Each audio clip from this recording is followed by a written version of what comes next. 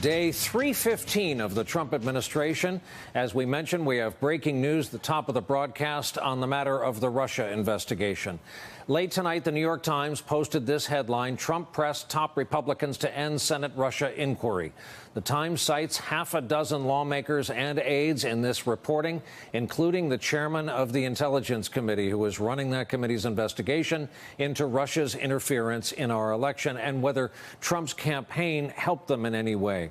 The Times reports it this way, quote, Senator Richard Burr of North Carolina, the Intelligence Committee chairman, said in an interview this week that Mr. Trump told him he was eager to see an investigation that has overshadowed much of the first year of his presidency come to an end. It was something along the lines of, I hope you can conclude this as quickly as possible, Mr. Burr said. He said he replied to Mr. Trump that when we have exhausted everybody we need to talk to, we will finish.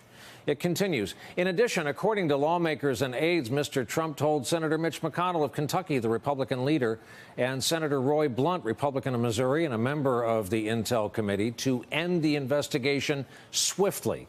Mr. Trump also called other lawmakers over the summer with requests that they push Mr. Burr to finish the inquiry, according to a Republican senator who requested anonymity to discuss his contact with the president. This senator, who was alarmed upon hearing word of the president's pleas, said Mr. Trump's request to the other senators was clear. They should urge Mr. Burr to bring the Russia investigation to a close. The senator declined to reveal which colleagues Mr. Trump had contacted with the request. The comment from the administration tonight is this. Quote, Mr. Trump, a White House spokesman, said, at no point has attempted to apply undue influence on committee members and believes there is no evidence of collusion and these investigations must come to a fair and appropriate completion, end of quote. Several Republicans interviewed by the Times said Trump's appeals came across as words of a political newcomer who does not know what is appropriate. And listen to this from tonight's Rachel Maddow program when former U.S. Attorney Joyce Vance was asked just how significant a development this is. This is really damaging evidence, right? This means that the president tried directly with Senator Burr, wasn't successful, and then proceeded to go to everyone around him in an effort to put pressure on him.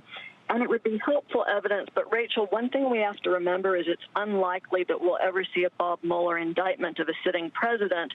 It's more likely that we'll see this evidence, this information packaged into some sort of a report that goes to the House that will then be used by folks in the House to gauge whether or not impeachment is appropriate. Important stuff right there. More on that later. Also today, Attorney General Jeff Sessions met with the House Intel Committee behind closed doors about the Russia matter, and the Democrats on the committee were less than thrilled with how he answered their questions.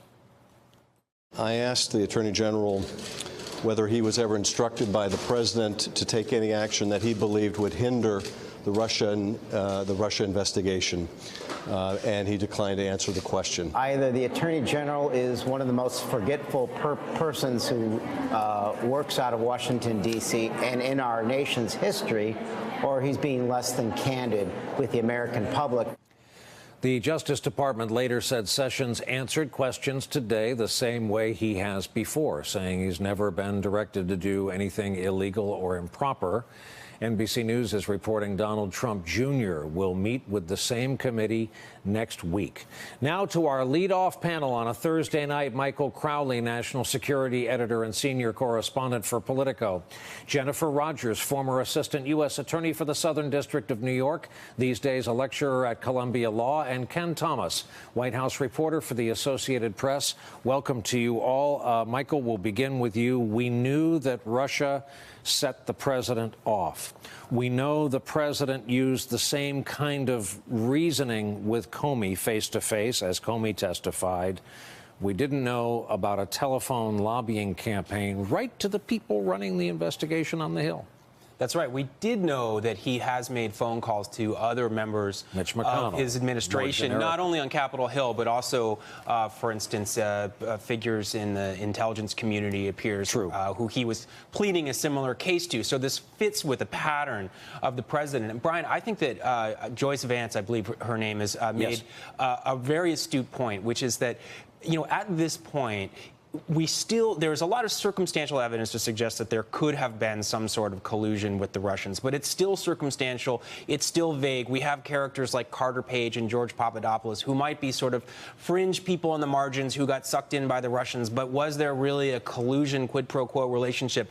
I think right now that's the weaker part of the brief against the president, whereas the obstruction of justice evidence is piling up and is really starting to look crystal clear. There's a very consistently discernible pattern. But what's interesting to me is that despite all that, because a lot of it has come out in a pretty factual, credible way, it still doesn't seem as though the Republicans in Congress, who may be the ultimate arbiters of the president's fate if it comes to impeachment, are particularly bothered by it. They seem to be describing behavior like this as though an American arrives in London and drives on the right side of the road and just doesn't know what he's doing and is just sort of a naif and is clueless, and not that they think that this is some true transgression that deserves a punishment. And that is a remarkable state of affairs. So, Counselor, I have so many questions for you. Your one-time Fed colleague, Joyce Vance, talked about the president calling Burr, but then the people around Burr. If everything as reported in the New York Times tonight is correct, were any laws broken? Well, I think this is pretty good evidence of the obstruction case that we had going already, the obstruction of the Russian investigation that the Department of Justice was undertaking. I don't think it's strong enough for a separate obstruction case. It is a crime to obstruct a congressional investigation. But what he was doing here, he was definitely trying to persuade, but he doesn't have the same sway over Congress as a co-equal branch that he does over his employee, effectively the FBI director. So I suspect it's not quite strong enough for a separate obstruction case, but it's very good evidence of his intent, his motivations, with respect to the other obstruction case with firing Comey. So I think it's important. I don't think it sets up a separate criminal case. I have a recollection being a young man and hearing from a police officer through my car window that ignorance of the law was no defense. And I see this emerging in the New York Times reporting. People are saying, look, he was new to government and the ways of the federal government. Is that a defense? Not to me. It's not a defense under the law, but it's also not really a defense in this case because we know that before this happened over the summer, he already had fired Comey, and the blowback from that led to the Mueller investigation. So we know that he knew by now that you're not supposed to obstruct investigations, particularly where they are into you and your campaign. So that just doesn't fly at all. Hey, Ken, how surprised were you to see these on-the-record quotes from Burr right there in the New York Times piece tonight?